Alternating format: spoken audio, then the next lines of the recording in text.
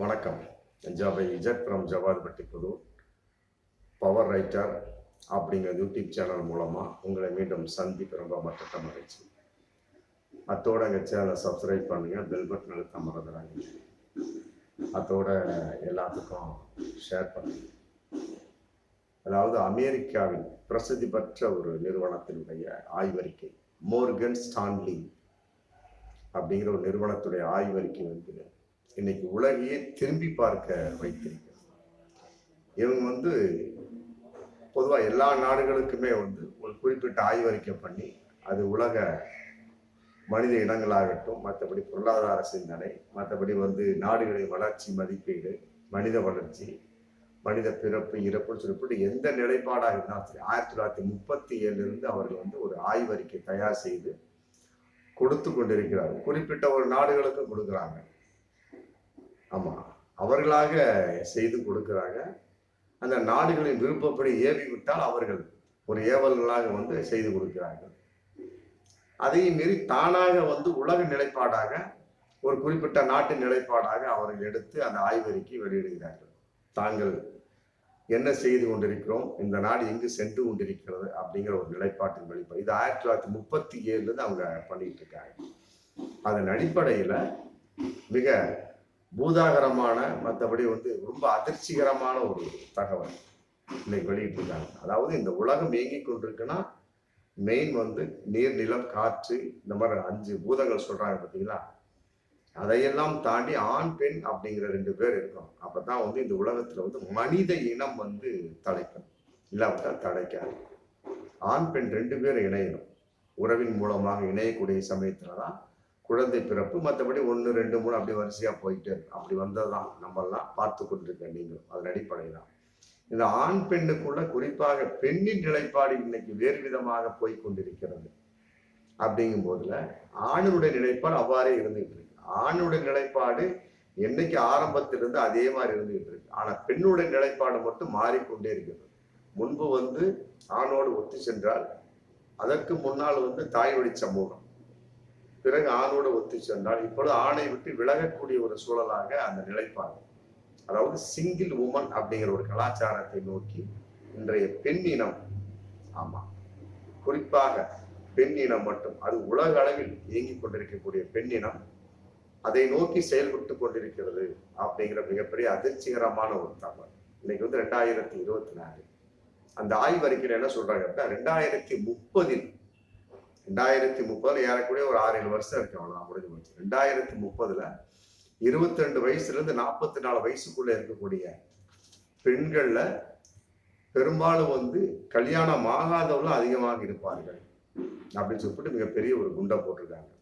அதுல மெதுவா 45%, அதாவது பாதி பெண்கள் 22 to 45 வயசுக்குள்ள 2030 ஒரு கணக்கீடு எடுத்து பார்த்தீங்க அப்படின்னா உலகத்துல பாதி பெண்கள் கல்யாணம் ஆகாதவர்களா இருப்பார்கள். இன்னொன்று விவாகரத்து செய்வர்களா இருப்பார்கள். இன்னொன்று கல்யாணம் ஆகி பிரிந்து வாழ்ந்து கொண்டிருக்கக்கூடிய, கணவனை விட்டு பிரிந்து வாழ்ந்து கொண்டிருக்கக்கூடிய ஒரு சூழல் இருப்பாங்க. இந்த மாதிரி குறிப்பா ஒரு வேறு விதமாக பார்க்கின்ற பொழுது அதே நிலைப்பாடு இன்னைக்கு இருக்கு. ஒரு 10 பெண்கள் எடுத்தாலுமே கூட ஒரு சுய தொழில் பண்ணக்கூடிய ஒரு பெண்கள் வச்சுக்கலாம், ஒரு 10 பெண்கள் எடுத்து பாருங்க, அதுல மினிமம் ஒரு 3 பெண்கள் கட்டாயமா கணவனை பிரிந்து வாழ்பவராக இருப்பார்கள். இன்னொன்று விவாகரத்து செய்தவர்களாக இருப்பார்கள், இல்லது கல்யாணமே ஆகாத பெண்ணாக இருப்பார்கள். இந்த ஒரு 3 நிலைப்பாடு இன்னைக்கு தெரிஞ்சிட்டு இருக்கு. இந்த நிலைப்பாடு அதிகமாகி ஒரு 6-7 வருடங்களுக்கு பின்னால் அது 45% உலகளவு பரவிவிடும். ஒரு 45, ஒரு மீறி கூட ஒரு 55% பெண்கள் மட்டும்தான் கணவன், பிள்ளை குட்டி, மாமனார், மாமியார் இப்படி வாழ்ந்து கொண்டிருப்பார்கள் அப்படிங்கிறது அந்த மோர்கன் ஸ்டான்லி அப்படிங்கிற ஆய்வறிக்கையோட நிலைப்பாடு. அதையெல்லாம் இன்னொருத்தவங்க மிகப்பெரிய ஒரு அறிவியலாளர் சொல்றாரு, அதாவது ஜெனிபர் ஏ மார்ஷல் கிரேவ்ஸ் அப்படிங்கிற ஒரு அறிஞர் சொல்றாரு. அதாவது வரும் காலங்களில் மட்டுமல்ல, இந்த காலத்திலிருந்து எடுத்துக்கொண்டாலுமே சரி, ஆண்களுடைய குரோம்சோம்ல ஒய் குரோம்சோம், ஆண் குழந்தை பெறுவதற்கு உண்டான ஒய் குரோம்சோம் குறைந்து கொண்டே எண்ணிக்கை வருகிறது அப்படிங்கிற ஒரு குண்டையும் போட்டிருக்காங்க. எக்ஸ் அதிகமாகி கொண்டே செல்கிறது. அப்ப வரும் காலங்களில் அது குறிப்பிட்ட காலம் அப்படி சொல்லுற அந்த எந்த ரேஞ்ச் அப்படிங்கிற தகவல் சொல்லல. இவங்க சொல்றாங்க 2030 அப்படி சொல்லிடுறாங்க. யாரு?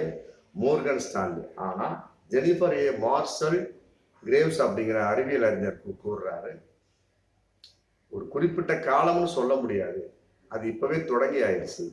ஆணுக்குள்ள ஒய் குரோம்சோம் குறைந்து கொண்டே வருகிறது, எக்ஸ் குரோம்சோம் அதிகமாகி கொண்டே வருகிறது. அப்ப வரும் காலங்களில் ஆணுடைய பிறப்பு குறைந்து கொண்டே வரும். ஆண் குழந்தை பிறக்கிறது ரொம்ப குறைஞ்சுக்கிட்டே வந்துடும் அப்படின்னு சொல்லி இன்னொரு குண்டையும் போடுறார். இதுக்கெல்லாம் என்ன காரணம் அப்படிங்கிற பார்க்கின்ற சமயத்துல பெண்ணினுடைய ஒரு மிகப்பெரிய ஒரு மனோ நிலையின் வெளிப்பாடு, மாற்றத்தின் வெளிப்பாடு தான் காரணம் அப்படின்னு சொல்லிட்டு மிகப்பெரிய ஒரு திடுக்கிடும் தகவல்களை ஒரு 8-9 பாயிண்ட்ஸா கொடுக்குறாங்க. அதாவது பெண் ஆண் இந்த உலகத்தை கட்டி ஆண்டு கொண்டிருக்கக்கூடிய வளர்ச்சி அடையக்கூடிய ஒரு தருணத்தில் இருக்கிறாங்க.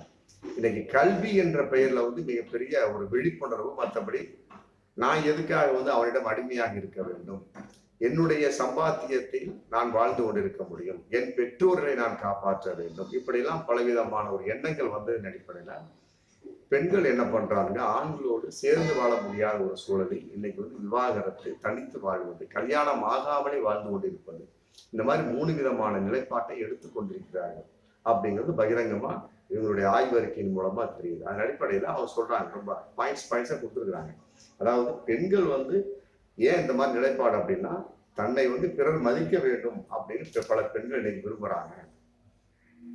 கல்யாணம் ஆயிடுச்சுன்னு வைங்களேன், கல்யாணம் ஆயிடுச்சுப்பா, முடிஞ்சு போச்சு. நம்ம ரோட்லயே பார்க்கலாம், கல்யாணம் ஆகாத பெண்களை 1000 ஆண்கள் பார்ப்பார்கள். கல்யாணம் ஆயிடுச்சு அப்படின்னா முடிஞ்சு போச்சு, அந்த பெண்ணுக்கு மதிப்பு. அதையும் அவளை குழந்தை பெற்று விட்டால் அவளுக்கு இன்னும் மதிப்பு குறைந்து விடுகிறது. அதை சினிமாவில் நம்ம பார்க்கலாம்.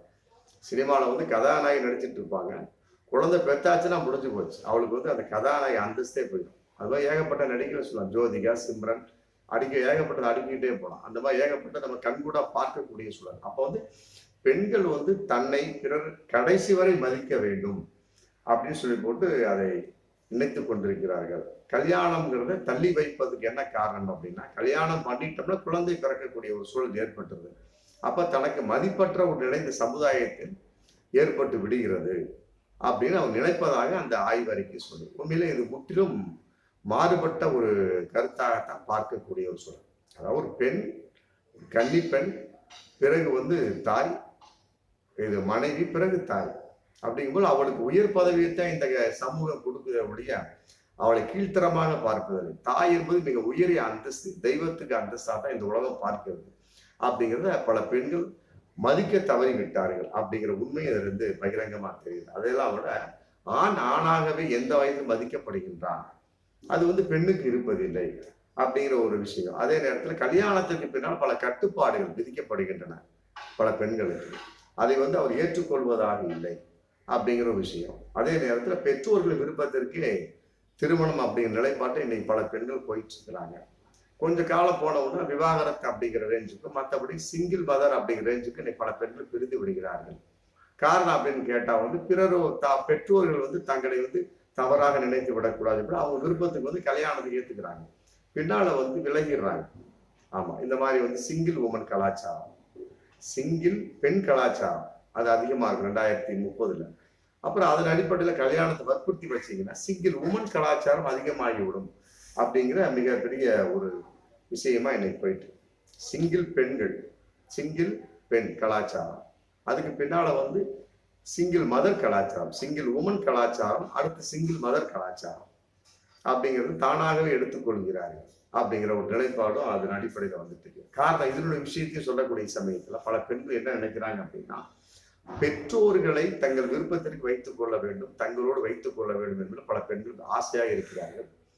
அது கல்யாணத்திற்கு பின்னால் போகக்கூடிய சமயத்துல அது மாறிவிடுகிறது, அதை பல பெண்கள் ஏற்றுக்கொள்வதில்லை அப்படிங்கிற ஒரு நிலைப்பாடு தெரியுது. அந்த ஆய்வறிக்கையில ரொம்ப நுணுக்கமா சொல்றாங்க. அதே நேரத்துல கல்யாணத்துக்கு பின்னால் ஏற்படக்கூடிய உடல் மாற்றங்கள், குழந்தை பிறந்துருச்சு அப்படிங்களா, கல்யாணம், அப்புறம் குழந்தை பிறப்பு, குழந்தை பிறந்த உடனே அவருடைய உடல்நிலை ஏகப்பட்ட மாற்றம் ஏற்பட்டோம். குழந்தை பிறந்தது அப்படின்னா அப்புறம் பால் கொடுக்கக்கூடிய ஒரு சூழல் இருக்கு. அப்ப கால்சியத்தினுடைய அளவு குறையக்கூடிய சூழல்ல தன்னுடைய உடல் நலம் பாதிக்கப்படுகிறது. அதனால எனக்கு கல்யாணம் தேவையில்லை அப்படிங்கிற நிலைப்பாட்டை பல பெண்கள் இருந்து கொண்டிருக்கிறார்கள் அப்படிங்கிற பகிரங்கமான தகவலை அது இன்னைக்கு சுட்டி காட்டணும். அதாவது பால் கொடுத்தால் குழந்தைக்கு நல்லது, ஆனால் தனக்கு நல்லது இல்லை அப்படிங்கிற மாதிரி பல பெண்கள் சிந்திக்க ஆரம்பிச்சிட்டாங்க. அப்படிங்கிறப்ப எதுக்கு கல்யாணம், குழந்தை பற்றி சிங்கிளாகவே சிங்கிள் உமனாகவே இருந்துட்டு போயிடுவோம். சிங்கிள் கல்யாணத்துக்கு பின்னால பிரச்சனை ஏற்பட்டு இந்த அடிப்படையில் பல பெண்கள் என்ன பண்ணாங்க, சிங்கிள் மதர் கலாச்சாரமா பிரிஞ்சு போயிடுறாங்க. அது ஒரு நிலைப்பாடு இன்னைக்கு போயிட்டு இருக்கு. ஆனா 2030 சிங்கிள் உமன் கலாச்சாரம் அதிகமாக இருக்கும் அப்படிங்கிறத அந்த மோர்கன் ஸ்டான்லியினுடைய ஆய்வறிக்கையை அன்னைக்கு தெரிஞ்சுட்டு. அதே நேரத்தில் இப்ப நம்ம காரணங்கள் நம்ம பார்த்துட்டு வந்துட்டு இருக்கோம். இதனுடைய காரணம் அடிப்படை என்ன அப்படின்னா, கல்யாணம் அப்படின்னாலே பெண்கள் கல்யாணமாகி ஆண்களோடு சென்று விடுவார்கள். அது பலவிதமான நாடுகளில் இன்னைக்கு வழக்கமாக இருந்துட்டு இருக்கு. காரணம் அவருடைய உடல்நிலையை பாதுகாக்க வேண்டும். குறிப்பாக அவருடைய உடல்நிலை ஒரு ஆணுக்கு உரியது அப்படிங்கிற கான்செப்ட் தான் ஒரு நிலைப்பாடான விஷயம். தான் தோன்றித்தனமாக இருக்கக்கூடிய சமயத்துல யாருக்கு என்ன குழந்தை அப்படிங்கிறது மிகப்பெரிய ஒரு காரணம் இல்லாமல் போய்விடும். ஒரு நிலைப்பாடு அப்படிங்கிற சமயத்துல ஆணோடு கல்யாணம் அப்படிங்கிற தாலி அப்படிங்கிற அடையாளத்தோடு பெண்ணை கூட்டி வரக்கூடிய சமயத்துல இவள் என் மனைவி, அதுதான் தாலி, அப்புறம் நெற்றி போட்டு கீழே மெட்டி அணிவது, மற்றபடி கருகுமணி போடுவது, இந்த மாதிரி பலவிதமான விஷயங்கள் போயிட்டு இருக்கு. அப்போ என்ன ஆகுது, இந்த அடிப்படைங்கிற கான்செப்ட் வரக்கூடிய சமயத்துல என்ன ஆகுது, ஆண்களோடு ஒத்து போகக்கூடிய ஒரு சூழல் ஏற்படக்கூடிய சமயத்துல அந்த மனோநிலை மாறக்கூடிய சமயத்துல பெற்றோர்களையும் தவிக்க விடக்கூடிய ஒரு சூழல், ஆணோடு போகக்கூடிய ஒரு சூழல். அப்போ தங்களுடைய லட்சியம் நிலைப்பாடு எல்லாமே மாறுகிறது. இதன் அடிப்படையில் நாங்கள் ஏற்றுக்கொள்ள முடியாது. இத்தனைக்கு பெற்றோர்கள் வரதட்சணையும் கொடுக்குறாங்க, படிக்கவும் வைக்கிறாங்க, எல்லாம் செஞ்சும் கூட ஆண்களுக்கு கட்டுப்பட்டு வாழ வேண்டுமா அப்படிங்கிற மிகப்பெரிய ஒரு கேள்விக்குறியில் இன்னைக்கு பல பெண்கள் இருந்து கொண்டிருக்கிறார்கள். அதன் அடிப்படையில் 2030 உலகத்துல பல 45% பெண்கள் சிங்கிள் உமனாக இருப்பார்கள் அப்படிங்கிறது அந்த மோர்கன் ஸ்டான்லியினுடைய ஆய்வறிக்கையா போயிட்டு இருக்கு. இன்னும் சொல்லலாம், அதாவது என் வாழ்க்கை, என் சம்பாத்தியம், என் பெற்றோர்கள் அப்படின்னு நான் முடிவெடுக்கிறதுக்கு பல பெண்கள் இன்னைக்கு தயாராக இருக்கிறாங்க. அதனாலதான் சிங்கிள் பெண்கள் கலாச்சாரம், சிங்கிள் உமன் கலாச்சாரம் அதிகரிப்பதற்கு காரணம் அப்படிங்கிற ஒரு விஷயம். அதே நேரத்துல எதற்காக குழந்தை பெற்றெடுக்க வேணும், நம்ம பிறந்துட்டோம், நம்ம அப்பா அம்மா நம்மளை பெற்றுட்டாங்க அப்படிங்கிற அந்த இப்போதைய பெண்கள் நினைப்பதாக தெரியவில்லை. அதன் அடிப்படையில் என்ன ஆகுது, அந்த ஆய்வறிக்கை என்ன சொல்லுது, நம்மளை ஒரு ஆண் பெண் சேர்ந்து பெற்றுட்டாங்க, நம்ம எதுக்கு இன்னொரு குழந்தை பெற்றெடுக்கணும், நம்ம எதுக்கு உடலை வருத்தி கொள்ள வேண்டும் அப்படிங்கிற மாதிரி பல நிலைப்பாடா இன்னைக்கு பல பெண்கள் தங்களுடைய மனதை நினைத்து விட்டார்கள்.